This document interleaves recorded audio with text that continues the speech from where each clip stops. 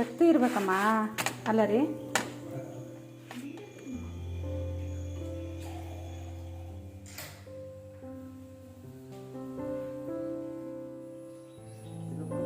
ಹಾಂ.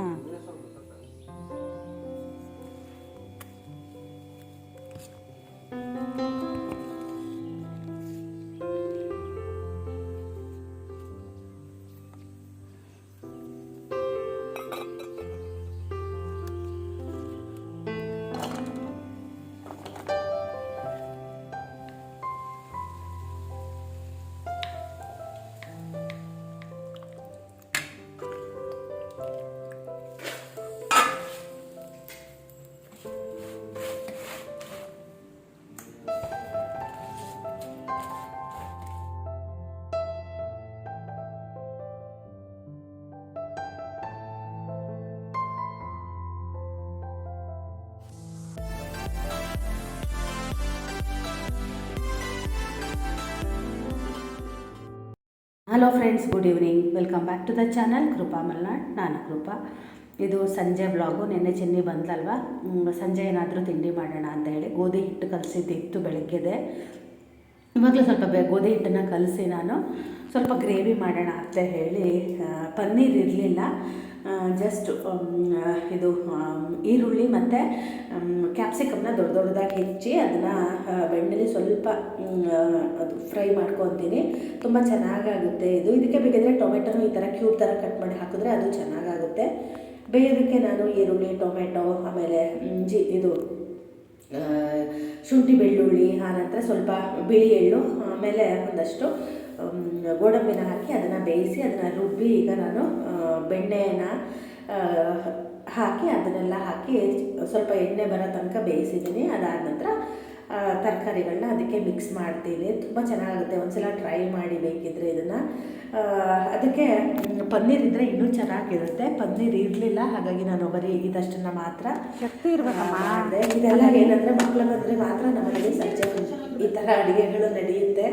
ಇಲ್ಲ ಅಂದರೆ ಯಾವುದೇ ರೀತಿಯಾಗಿರೋ ಅಡುಗೆಗಳು ನಾವು ಸಂಜೆ ಮಾಡೋದೇ ಇಲ್ಲ. ನಾವಾಗಿದ್ದರೆ ರಾಗಿ ಗಂಜಿ ಕುಡಿದು ಇಲ್ಲ ಒಂಚೂರು ಏನಾದರೂ ಸ್ವಲ್ಪ ತಿಂದು ಮಲಗ್ತಾ ಇದ್ವಿ.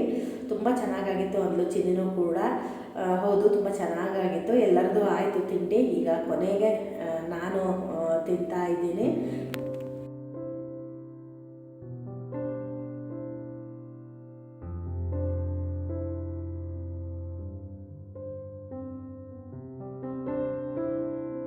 ಇದೇನೋ ನಟ್ಸು ತರಿಸಿದ್ಲಂತೆ, 2 ಬರುತ್ತೆ. ಒಂದು ತೊಗೊಂಡ್ರೆ ಒಂದು ಫ್ರೀ ಇರುತ್ತೆ. ಅದು ಒಂದು ತಗೊಂಡು ಬಂದಿದ್ಲು. ಅದೇ ಬ್ಯಾಗನ್ನು ತೆಗೆದು ಕೊಡ್ತಾ ಇದ್ಲು, ತಿನ್ನು ಮಮ್ಮಿ ಅಂತ ಹೇಳಿ. ನಾನು ಅದನ್ನೇ ನೋಡ್ತಾ ಇದ್ದೆ. ಅದರಲ್ಲಿ ಹೇಳಿದ್ಲು ಅವಳು ಬರೀ ಇದಿದೆ ಅಂತ ತರಿಸಿದ್ಲಂತೆ, ಅವರೆಕಾಳು. ಅದರಲ್ಲಿ ಎಲ್ಲ ಥರದ ಕಾಳುಗಳು ಇತ್ತು. ಅವರೆಕಾಳು ಎಲ್ಲೋ ಅಲ್ಲೊಂದು ಇಲ್ಲೊಂದು ಇತ್ತು ಮಾತ್ರ. ಚೆನ್ನಾಗಿತ್ತು, ನನಗೆ ಇಷ್ಟ ಆಯಿತು ಒಂಥರ. ಅದನ್ನು ಹಾಗೆ ಇಟ್ಕೊಂಡೆ. ಹಾಗೆ ನೆಕ್ಸ್ಟ್ ಡೇ ಇದು ಗುಡ್ ಮಾರ್ನಿಂಗ್ ಎಲ್ಲರಿಗೂ. ಇವತ್ತು ಕೂಡ ಕೆಲಸದವರು 3 ಜನ ತಿಂಡಿಗಿದ್ದಾರೆ. ಇವತ್ತು ಔಷಧಿ ಹೊಡಿಬೇಕು. ಆದರೆ ಇವತ್ತು ಊಟ ಏನೂ ಕೊಡೋ ಹಾಗಿಲ್ಲ, ಜಸ್ಟ್ ತಿಂಡಿ ಮಾತ್ರ ಕೊಡಬೇಕು. ಹಾಗಾಗಿ ದೋಸೆ ಮಾಡಿದ್ದೀನಿ. ನೆನೆನೆ ದೋಸೆ ಹಿಟ್ಟು ಎಲ್ಲ ರುಬ್ಬಿ ಇಟ್ಟಿದ್ದೀನಿ.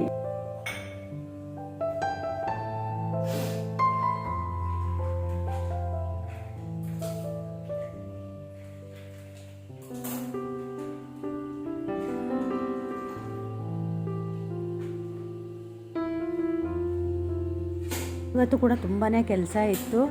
ಯಾಕಂದರೆ ಕೆಲಸದವ್ರು ಬೇರೆ 3 ಜನ ಇದ್ದರು. ಆಮೇಲೆ ಇದು ಸ್ವಲ್ಪ ಚಿನ್ನಿಗೆ ಪತ್ರೊಡೆ ಮಾಡಬೇಕಿತ್ತು. ಅವಳು ಹೇಳಿದ್ಲು ನಾನು ಬರಬೇಕಿದ್ರೆ ಪತ್ರೊಡೆ ಮಾಡಿ ಅಂತ. ನಮ್ಮನೆಯವ್ರು ಎಲೆ ತಂದಿದ್ದರು. ನಾನು ಊರಿಂದ ಬರಬೇಕಿದ್ರು ಒಂದು ಸ್ವಲ್ಪ ಎಲೆ ತಂದಿದ್ದೆ, ನಮ್ಮನೆ ಹತ್ರ ಇದೆಯೋ ಇಲ್ವೋ ಅಂತ ಹೇಳಿ. ಆದರೆ ಸುಮಾರು ಎಲೆ ಉಳಿತು. ಅಂದರೆ ಇಲ್ಲೇ ನಾವು ಮನೆ ಹತ್ರ ನಿದ್ದಿದ್ದನ್ನು ಕೊಯ್ದ್ವಿ. ಆಮೇಲೆ ನಾನು ಅದ್ರದ್ದು ಪಲ್ಯ ಮಾಡೋಣ ಅಂತ ಅಂದ್ಕೊಂಡಿದ್ದೆ. ಆದರೆ ಮತ್ತು ನಾವು ಬೇರೆ ಬೇರೆ ಏನೋ ಪ್ಲ್ಯಾನ್ಗಳಿತ್ತು. ಹಾಗಾಗಿ ನಾನು ಪಲ್ಯ ಏನು ಮಾಡಲಿಲ್ಲ, ಜಸ್ಟು ಪತ್ರೊಡೆ ಮಾತ್ರ ಮಾಡಿದೆ. ಅದಕ್ಕೂ ಕೂಡ ಬೆಳಗ್ಗೆನೇ ಈಗ ಹುರಿದು ನೆನೆಸ್ಬಿಟ್ರೆ ಮಧ್ಯಾಹ್ನ 10:30 11 ಗಂಟೆ ಅಷ್ಟೊತ್ತಿಗೆ ಹಚ್ಚಿ ಬೇಯಿಸಿದ್ರೆ ಬೇಕಿದ್ರೆ ಅವಳು ಮಧ್ಯಾಹ್ನ ಊಟದ ಜೊತೆಗೆ ತಿಂತಾಳೆ ಅಂತ ಹೇಳಿ ಅದನ್ನು ಕೂಡ ಈಗ ರೆಡಿ ಮಾಡಿದೆ. ಆದರೆ ಮಧ್ಯಾಹ್ನ ಅಷ್ಟೊತ್ತಿಗೆ ಅದು ಬೆಂದಿತ್ತು ಅಷ್ಟೇ, ತುಂಬ ಬಿಸಿ ಇತ್ತು. ಹಾಗಾಗಿ ತಿನ್ನೋಕ್ಕೆ ಅವಳಿಗೆ ಬರಲಿಲ್ಲ. ಹಾಗೆ ನಮ್ಮ ಮನೆಯವರು ಕೂಡ ಕುತ್ಕೊಂಡಿದ್ರು. ಇವತ್ತು ಕೂಡ ಸ್ವಲ್ಪ ಮಳೆ ಬರೋದು ಹೋಗೋದು ಆ ಥರನೇ ಆಗ್ತಾಯಿತ್ತು. ನೆನ್ನೆನೂ ಔಷಧಿ ನೆನ್ನೆನೇ ಸುಮಾರು ಮುಕ್ಕಾಲು ಭಾಗ ಆಗ್ತಾಯಿತ್ತು. ಆದರೆ ನಿನ್ನೆ ಮಿಷನ್ ಕೈ ಕೊಡ್ತು, ಆಮೇಲೆ ಮಳೆನೂ ಚೆನ್ನಾಗಿ ಬರ್ತಾನೆ ಇತ್ತು. ಹಾಗಾಗಿ ಸ್ವಲ್ಪ ನಿತ್ತು ಔಷಧಿನ ಹೊಡೆದ್ರಂತೆ. ಹಾಗಾಗಿ ಸ್ವಲ್ಪ ಲೇಟ್ ಆಯಿತು ಅಂತ ಹೇಳಿದ್ರು. ಸಕ್ಕರೆ ಡಬ್ಬಕ್ಕೆ ಯಾವಾಗಲೂ ಇರುವೆ ಬರಬಾರ್ದು ಅಂದರೆ ಒಂದು ಚಕ್ಕೆ ಆಮೇಲೆ ಒಂದು 5-6 ಲವಂಗನ ಹಾಕಿ ಇಡಿ. ಇರುವೆ ಬರೋದೇ ಇಲ್ಲ. ಮುಂಚೆ ನಾನು ಸಕ್ಕರೆ ಡಬ್ಬದಲ್ಲಿ ಯಾವಾಗಲೂ ಇರುವೆ ಬರ್ತಾಯಿತ್ತು. ನಾನೇನು ಮಾಡ್ತಾಯಿದ್ದೆ, ಕೆಳಗಡೆ ಒಂದು ಪಾತ್ರೆ ಇಟ್ಟು ನೀರಿಟ್ಟು ಕೂಡ ಅದನ್ನು ಇಡ್ತಾಯಿದ್ದೆ. ಇವಾಗ ನಾನು ಈ ಥರ ಹಾಕ್ತಾಯಿದ್ದೀನಿ.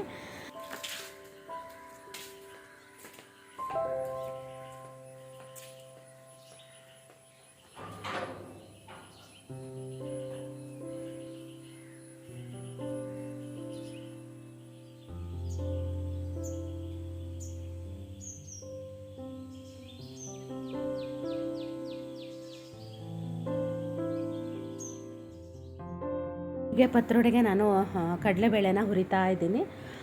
ಸ್ವಲ್ಪ ಜಾಸ್ತಿನೇ ಮಾಡಿ ಇಟ್ಟರೆ ಫ್ರಿಜ್ಜಲ್ಲಿ ಇರುತ್ತೆ ಅಂತ ಹೇಳಿ, ಅವಳು ಹೋಗೋ ತನಕ ತಿನ್ನಲಿ ಅಂತ ಹೇಳಿ ನಾನು ಸ್ವಲ್ಪ ಜಾಸ್ತಿ ಮಾಡ್ತಾಯಿದ್ದೀನಿ. 1 ಕಪ್ಪಷ್ಟು ನಾನು ಕಡಲೆಬೇಳೆನ ಹುರಿಯೋಕೆ ಹಾಕಿದ್ದೀನಿ. ಒಂದು ಅರ್ಧ ಕಪ್ಪಷ್ಟು ಉದ್ದಿನಬೇಳೆ, ಜೀರಿಗೆ, ಕೊತ್ತಂಬರಿ ಎಲ್ಲ ಒಂದು 4 ಚಮಚದಷ್ಟು ಕೊತ್ತಂಬರಿ, 2 ಚಮಚದಷ್ಟು ಜೀರಿಗೆ, ಸ್ವಲ್ಪ ಸಾಸಿವೆ, ಮೆಂತ್ಯ ಹಾಕಿ ಅದನ್ನು ಚೆನ್ನಾಗಿ ಹುರಿದು ಅಕ್ಕಿ ಜೊತೆಗೆ ಅದನ್ನು ನೆನೆಸಿ ಇಡ್ತೀನಿ.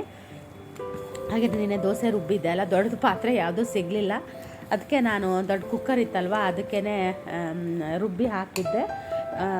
ಚೆನ್ನಾಗಾಗಿತ್ತು. ನಾನು ಈ ಥರ ಕೆಲಸದವರಿಗೆಲ್ಲ ಊಟ ಕೊಡಬೇಕಿದ್ರೆ ಏನು ಮಾಡ್ತೀನಿ ಅಂದರೆ, ಸ್ವಲ್ಪ ಅನ್ನನ ಜಾಸ್ತಿ ಹಾಕಿ ರುಬ್ತೀನಿ. ಯಾಕಂದರೆ ಅವರಿಗೆ ಸ್ವಲ್ಪ ಮೆತ್ತಗೆ ದೋಸೆ ಕೊಟ್ಟರೆ ಚೆನ್ನಾಗಿರುತ್ತೆ ಅಂತ.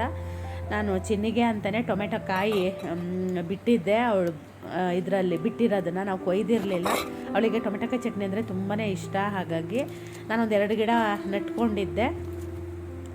ಚೆನ್ನಾಗಿ ಬಿಟ್ಟಿದೆ, ಅಂದರೆ ತುಂಬ ಏನು ಬಿಟ್ಟಿಲ್ಲ, ಇದೇ ಫಸ್ಟ್ ಟೈಮ್ ಬಿಟ್ಟಿರೋದು. ಯಾವಾಗಲೂ ತುಂಬ ಚೆನ್ನಾಗಿ ಬಿಡ್ತಾಯಿತ್ತು. ಈ ಸಲ ಅಷ್ಟೊಂದು ಬಿಟ್ಟಿಲ್ಲ, ಪರವಾಗಿಲ್ಲ. ಎಷ್ಟು ಬಿಟ್ಟಿದ್ದು ಅಷ್ಟು ಕೊಯ್ದು ಅವಳಿಗೆ ಟೊಮೆಟೊಕಾಯಿ ಚಟ್ನಿ ಮಾಡ್ತೀನಿ. ಹಾಗೆ ಆಲೂಗಡ್ಡೆದು ಬಾಜಿ ಮಾಡೋಣ ಅಂತ ಆಲೂಗಡ್ಡೆನೂ ಕೂಡ ನಾನೀಗ ಬೇಯೋದಕ್ಕೆ ಹಾಕಿದ್ದೀನಿ. ಟೊಮೆಟೊ ಗಿಡ ಕೂಡ ನೆಟ್ಟಿದ್ದೀನಿ ನಾನು, ಚೆನ್ನಾಗಾಗಿದೆ. ಆದರೆ ನನ್ನದು ಒಂದಷ್ಟು ಹಳೆ ವಿಡಿಯೋಗಳು ಕೂಡ ಇದ್ದಾವೆ, ನಡ ವಿಡಿಯೋ ಎಲ್ಲ ಇದೆ ಅನಿಸುತ್ತೆ. ಆ ವಿಡಿಯೋ ಆಮೇಲೆ ಬರುತ್ತೆ. ಇವಾಗ ನೋಡಿ ತೋರಿಸ್ತೀನಿ ಟೊಮೆಟೊ ಗಿಡ ಮತ್ತು ಬೀನ್ಸ್ ಬಳ್ಳಿ ಎಲ್ಲ ಎಷ್ಟು ಚೆನ್ನಾಗಾಗಿದೆ ಅಂತ. ಬೀನ್ಸ್ ಬಳ್ಳಿ ಅಷ್ಟೊಂದು ಚೆನ್ನಾಗೇನು ಆಗಿಲ್ಲ, ಸುಮಾರಿಗೆ ಆಗಿದೆ. ನಿನ್ನೆ ನಮ್ಮ ಮನೆ ಎದುರುಗಡೆ ಹೋಗಿ ಒಂದಷ್ಟು ಕೋಲುಗಳಿತ್ತು, ಅದನ್ನೆಲ್ಲ ನಾನು ತೊಗೊಬಂದು ಈ ಥರ ನಟ್ಟಿದ್ದೀನಿ. ಹಾಗೆ ಸೌತೆ ಬಳ್ಳಿ ಚೆನ್ನಾಗಾಗಿದೆ, ಇನ್ನೂ ಚೆನ್ನಾಗಾಗಿದೆ. ಇವಾಗ ಮಳೆ ಚೆನ್ನಾಗಿ ಬಂತಲ್ವ, ಚೆನ್ನಾಗಿ ಆಗಿದೆ. ಬೆಳಗ್ಗೆ ಎದ್ದ ತಕ್ಷಣ ನಾನು ಮಳೆ ಬಂದಾಗ ಫಸ್ಟ್ ಬಂದು ನೋಡೋದೆ ಗಿಡಗಳನ್ನ. ನಂಗಿಲ್ಲ ಅಂದರೆ ಒಂಥರ ಸಮಾಧಾನ ಅನಿಸಲ್ಲ. ಟೊಮೆಟೊ ಗಿಡ ತುಂಬ ಚೆನ್ನಾಗಾಗಿದೆ, ಅದಕ್ಕೆ ಕೋಲು ಕೊಡಬೇಕು. ಅಂದರೆ ಅದೇನೋ ಬೇರೆ ಥರ ಪ್ಲ್ಯಾನ್ ಮಾಡಿದ್ದೀನಿ ಈ ಸಲ.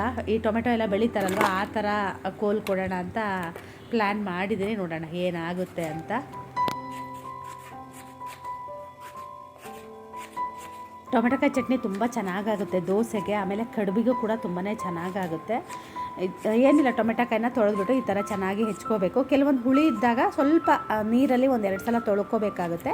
ಇದೇನು ಅಷ್ಟೊಂದು ಹುಳಿ ಇರಲಿಲ್ಲ, ಹಾಗಾಗಿ ನಾನು ಹಾಗೇ ಹಾಕ್ತಾಯಿದ್ದೀನಿ. ಅದ್ರ ಜೊತೆಗೇ ಹಸಿಮೆಣಸು, ಆಮೇಲೆ ಬೆಳ್ಳುಳ್ಳಿ, ಆನಂತರ ಕರಿಬೇವು ಎಲ್ಲ ಹಾಕಿ ಚೆನ್ನಾಗಿ ಫ್ರೈ ಮಾಡಿ ಎಣ್ಣೆಯಲ್ಲಿ. ಆನಂತರ ಸ್ವಲ್ಪ ಕಾಯಿ ತುರಿ, ಉಪ್ಪು, ಹುಳಿ ಹಾಕಬಾರ್ದು, ಬೆಲ್ಲ ಹಾಕಿ ಇದನ್ನು ಮಾಡಬೇಕು. ಸ್ವಲ್ಪ ಇದು ಹಸಿಮೆಣಸು ಜಾಸ್ತಿ ಹಾಕಿ ಖಾರ ಮಾಡಿದ್ರೆ ತುಂಬಾ ಚೆನ್ನಾಗಿರುತ್ತೆ. ಹಾಗೆ ಸುಮಾರು ನನ್ನ ಒಂದು ಹಂತದ ಕೆಲಸ ಎಲ್ಲ ಮುಗೀತು. ಹಾಗಾಗಿ ನಾನು ಊರಿಂದ ತಂದಿರೋ ಹಾಲೇ ಇತ್ತು, ಫ್ರೀಝರಲ್ಲಿ ಇಟ್ಕೊಂಡಿದ್ದೆ. ನಾನು ಅದನ್ನು ಎಷ್ಟು ಬೇಕೋ ಅಷ್ಟು ಮಾತ್ರ ತೆಗೆದುಬಿಟ್ಟು ಖರ್ಚು ಮಾಡ್ತೀನಿ. ನನಗೆ ಅದನ್ನು ಖರ್ಚು ಆಗ್ತಾ ಬಂದಂಗೂ ಬೇಜಾರಾಗುತ್ತೆ. ಅಂದರೆ ಟೀ ತುಂಬ ಚೆನ್ನಾಗಾಗುತ್ತಲ್ವ.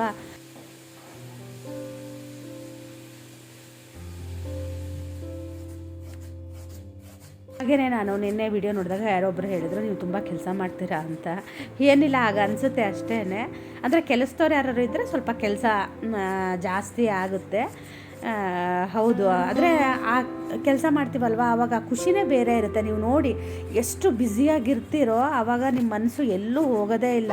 ಬೇರೆ ಕಡೆ ಯೋಚನೆ ಮಾಡಬೇಕು ಅಂತಲೇ ಅನಿಸಲ್ಲ. ಅಯ್ಯೋ ಆ ಕೆಲಸ ಆಗಿಲ್ಲ, ಈ ಕೆಲಸ ಆಗಿಲ್ಲ ಅಂತ ನಮ್ಮದು ಗಮನ ಪೂರ್ತಿ ಕೆಲಸದ ಕಡೆಗೆ ಹೋಗುತ್ತೆ. ಹಾಗಾಗಿ ನಾನು ಸ್ವಲ್ಪ ತುಂಬ ಬ್ಯುಸಿಯಾಗಿರೋದಕ್ಕೆ ಇಷ್ಟಪಡ್ತೀನಿ. ಏನೂ ಕೆಲಸ ಇಲ್ಲ ಅಂದರೆ ಏನಾದರೂ ಕೆಲಸ ಹುಡ್ಕೊಂಡು ಕೆಲಸ ಮಾಡ್ತೀನಿ. ನನಗೆ ಹಾಗೆ ಸುಮ್ಮನೆ ಕೂತ್ಕೊಂಡ್ರೆ ಒಂಥರ ನಂಗೆ ಮೈಯೆಲ್ಲ ಒಂಥರ ಭಾರ ಥರ ಅನಿಸುತ್ತೆ. ಎಷ್ಟು ಕೆಲಸ ಮಾಡ್ತೀನೋ ಅಷ್ಟು ಮೈ ಮನಸ್ಸು ಎರಡೂ ಹಗುರವಾಗಿರುತ್ತೆ ಅಂತ ನನ್ನ ಇದು ಅಷ್ಟೇ. ಎಲ್ಲರಿಗೂ ಹಾಗೇ, ನನಗೆ ಅಂತಲ್ಲ, ಎಲ್ಲರಿಗೂ ಹಾಗೇ. ನಿಮಗೆ ನಾನು ವೀಡಿಯೋದಲ್ಲಿ ತೋರಿಸೋದಕ್ಕೆ ನಿಮಗೆ ಕೆಲಸ ಅಂತ ಅನಿಸುತ್ತೆ. ಎಲ್ಲರೂ ಮನೇಲಿ ಅಷ್ಟೇ ಕೆಲಸ ಮಾಡಿರ್ತಾರೆ ಅಲ್ವಾ. ಅಂದರೆ ಕೆಲವೊಬ್ಬರಿಗೆಲ್ಲ ಕೆಲಸದವರು ಬಂದು ನೆಲ ಪಾತ್ರೆ ಅದೆಲ್ಲ ಮಾಡಿಕೊಡ್ತಾರೆ. ಅದೆಲ್ಲದನ್ನು ನಾನೇ ಮಾಡ್ತೀನಿ. ಒಂಥರ ನಾನು ಹೆಂಗೆ ಅಂದರೆ ನಾನೇ ಮನೆ ಓನರು, ನಾನೇ ಮನೆ ಕೆಲಸದವಳು, ಎರಡೂ ಜಾಬ್ನು ನಾನೇ ನಿಭಾಯಿಸ್ತಾ ಇದ್ದೀನಿ. ಮತ್ತು ನಮ್ಮಂಥವ್ರಿಗೆ ಹೆಂಗೆ ಗೊತ್ತಾ, ಬೇರೆಯವ್ರು ಯಾರಾದರೂ ಕೆಲಸ ಮಾಡಿದ್ರೆ ಇಷ್ಟ ಆಗಲ್ಲ. ಅದು ಆ ಥರ ಇರೋರಿಗೆ ಸ್ವಲ್ಪ ಕಷ್ಟ ಆಗುತ್ತೆ. ಈಗ ಬಂದು ನೆಲ ಒರೆಸಿ ಹೋದ್ರೂ ನಾನು ಮತ್ತೊಂದು ಸಲ ನೆಲ ಒರೆಸ್ಕೊಳ್ಳೋದು ಆ ಥರ ಆಗುತ್ತೆ. ಪಾತ್ರೆ ಒಂದು ತೊಳೆಸ್ಕೊತೀನಿ ಏನೋ. ನನಗೆ ನೆಲ ಒರೆಸೋದು ನಮ್ಮ ಮನೆಯವರು ತುಂಬ ನೀಟಾಗಿ ಒರೆಸ್ಕೊಡ್ತಾರೆ. ಅವ್ರು ಹೋದ್ಮೇಲೆ ಮತ್ತೆ ನಾನು ಒಂದು ಸಲ ಹಂಗೆ ಒರೆಸ್ಕೊತೀನಿ. ಏನೋ ನಂಗೆ ಅದೊಂಥರ ಹಂಗೆ. ಹಾಗೆ ಆಲೂಗಡ್ಡೆ ಪಲ್ಯ ಕೂಡ ಎಲ್ಲ ಆಗ್ತಾಯಿದೆ. ನೆಲ್ಲಿಕಾಯಿ ಜ್ಯೂಸ್ ಕೂಡ ಸ್ವಲ್ಪ ಜಾಸ್ತಿ ಮಾಡಿಟ್ಟಿದ್ದೀನಿ, ಚಿನ್ನಿಗೂ ಕೊಡೋಣ ಅಂತ ಹೇಳಿ. ಟೊಮೆಟೊ ಕಾಯಿ ಪೂರ್ತಿ ತಣ್ಣಗಾದ ನಂತರ ಅದಕ್ಕೆ ಸ್ವಲ್ಪ ಕೊತ್ತಂಬರಿ ಸೊಪ್ಪು, ಉಪ್ಪು ಹಾಗೆ ಬೆಲ್ಲ ಹಾಕಿ ಅದನ್ನು ಮಿಕ್ಸಿ ಮಾಡ್ತಾಯಿದ್ದೀನಿ. ಹಾಗೆ ಆಲೂಗಡ್ಡೆ ಬಾಜಿಗೆ ನಾನು ಈರುಳ್ಳಿನ ಚೆನ್ನಾಗಿ ಹುರಿದ್ಬಿಟ್ಟು ಆಲೂಗಡ್ಡೆ ಸೇರಿಸಿ ಆನಂತರ ಅದಕ್ಕೆ ಸ್ವಲ್ಪ ಕಡಲೆ ಹಿಟ್ಟನ್ನು ಹಾಕಿದ್ದೀನಿ. ತುಂಬ ಚೆನ್ನಾಗಾಗುತ್ತೆ. ಆಮೇಲೆ ಒಂಚೂರು ಮೇಲೆಯಿಂದ ಸಾಂಬಾರು ಪುಡಿನ ಉದುರಿಸಿದ್ರೆ ತುಂಬಾ ಚೆನ್ನಾಗಾಗುತ್ತೆ. ನಾನು ನಾನ್ ಸ್ಟಿಕ್ ಹಂಚನ್ನೇ ಇಟ್ಟಿದ್ದೀನಿ. ಅದು ಕಬ್ಬಿಣದ ಹಂಚಿಟ್ರೆ ಏನಂದರೆ ದೋಸೆ ಸ್ವಲ್ಪ ಗಟ್ಟಿಯಾಗಿಬಿಡುತ್ತೆ. ನಾನ್ ಸ್ಟಿಕ್ ಹಂಚಲ್ಲಿ ದೋಸೆ ಸ್ವಲ್ಪ ಮೆತ್ತಗೆ ಬರುತ್ತೆ. ಹಾಗಾಗಿ ನಾನು ನಾನ್ ಸ್ಟಿಕ್ ಹಂಚನ್ನೇ ಇಟ್ಟೆ. ನಂದೆಲ್ಲ ಕೆಲಸ ಆಗೋಷ್ಟೊತ್ತಿಗೆ ನಮ್ಮ ಮನೆಯವರು ಕೂಡ ಬಂದರು. ಚಿನ್ನಿನೂ ನಾವೇನು ಎಪ್ಸೋಕ್ಕೆ ಹೋಗಿರಲಿಲ್ಲ, ಅವಳು ಮಲಗಿದ್ಲಲ್ಲ ಅಂತ ನಾನು ಸುಮ್ಮನಾದೆ. ಇಲ್ಲಾಂದರೆ ಅವಳು ಬಂದಾಗ ಯಾವಾಗಲೂ ಎಪ್ಸಿ ಅವಳ ಹತ್ರ ಹೆಲ್ಪ್ ಮಾಡಿಸ್ಕೊತಾ ಇದ್ದೆ. ಇವತ್ತೇನು ನಾನು ಮಾಡಿಸ್ಕೊಂಡಿಲ್ಲ. ನಮ್ಮನೆಯವರು ಅದೇ ಬೈತಾಯಿದ್ರು, ಯಾಕೆ ಎಪ್ಸಿಲ್ಲ ಇನ್ನೂ ಅಂತ ಹೇಳಿ.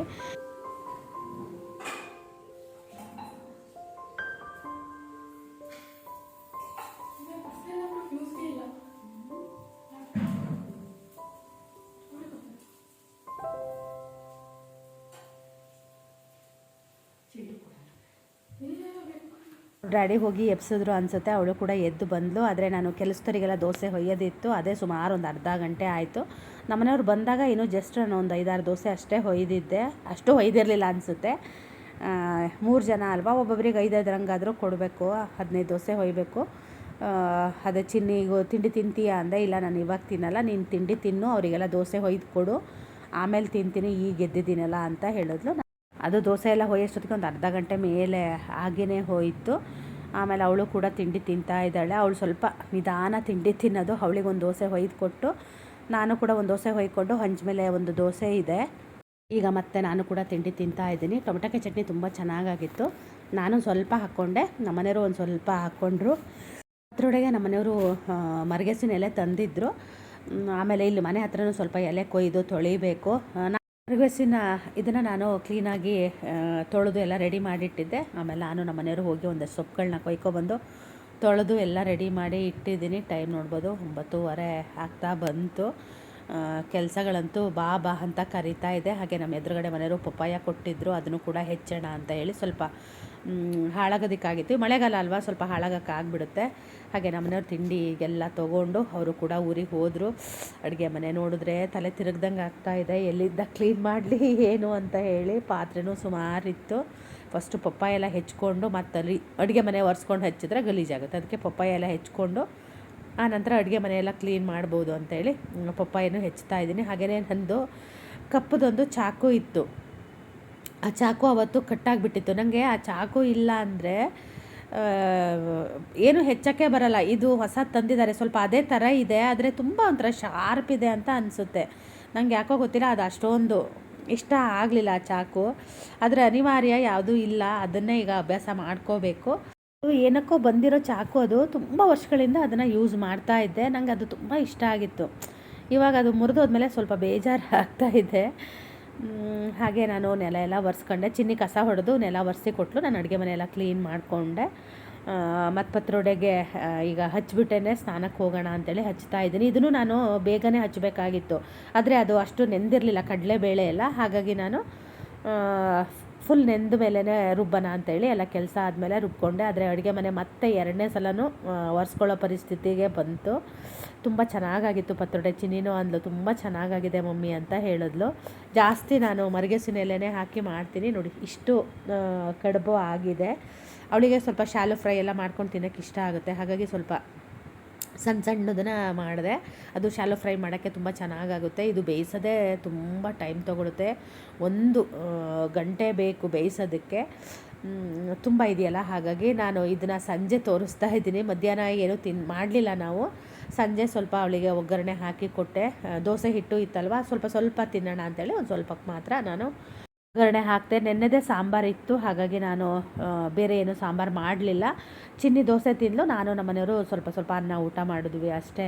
ಇದು ರಾತ್ರಿನೂ ನಾವು ತಿಂಡಿನೇ ತಿನ್ನೋದ್ರಿಂದ ದೋಸೆ ಮತ್ತು ಪತ್ರೊಡೆನ ತಿಂದ್ವಿ. ಹಾಗೆಯೇ ಇವತ್ತಿನ ವ್ಲಾಗ್ನ ಕೂಡ ನಾನು ಇಲ್ಲಿಗೆ ಮುಗಿಸ್ತಾ ಇದ್ದೀನಿ. ಹಾಗೆ ನಾಳಿನ ವ್ಲಾಗಲ್ಲಿ ಸಿಗ್ತೀನಿ. ಅಲ್ಲಿ ತನಕ ಬಾಯ್.